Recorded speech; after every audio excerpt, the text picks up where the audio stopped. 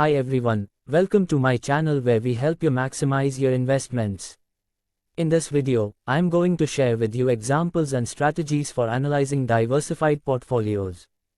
Diversification is one of the keys to a successful investment strategy.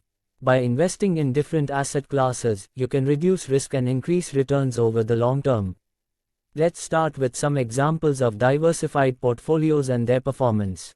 A conservative portfolio usually includes a higher proportion of bonds, which are considered less risky than stocks. It may also include some blue-chip stocks and cash. This type of portfolio is suitable for investors who have a low tolerance for risk. Conservative portfolios typically have lower returns than more aggressive portfolios but are more stable during market downturns. A balanced portfolio is a mix of stocks and bonds, with a slightly higher proportion of stocks. This type of portfolio is suitable for investors who want a balance between risk and reward. Balanced portfolios typically have moderate returns and are less volatile than aggressive portfolios. A growth portfolio is heavily weighted towards stocks, with a small portion allocated to bonds and cash.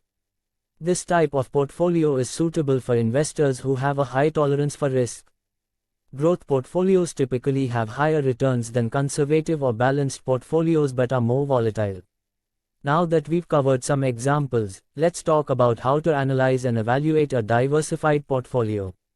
There are several factors to consider when doing this, such as performance, risk, fees, asset allocation, and rebalancing strategy. Performance refers to the portfolio's returns and volatility over different time periods. It's important to look at both short-term and long-term performance to get a sense of how the portfolio is doing. Additionally, it's important to compare the portfolio's performance to relevant benchmarks to see how it stacks up. Risk refers to the portfolio's exposure to different asset classes and its overall diversification. A well-diversified portfolio should have exposure to different asset classes and should not be overly concentrated in any one area. It's also important to consider the investor's risk tolerance and investment objectives when evaluating risk. Fees are another important factor to consider when evaluating a diversified portfolio. Management fees, trading costs, and other expenses associated with the investments can eat into returns over time, so it's important to keep these costs as low as possible.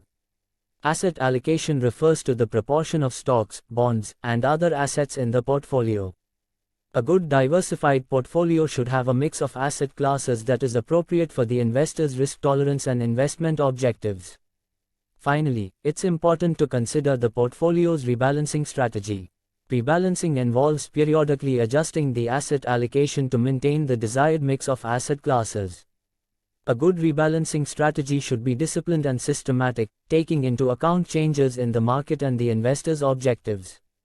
Conclusion. So there you have it, examples and strategies for analyzing diversified portfolios. Remember, diversification is key to a successful investment strategy, and it's important to consider all the factors we've discussed when evaluating your portfolio. Thanks for watching and don't forget to like and subscribe for more investment tips and strategy. Like, share, comment. Thank you for watching.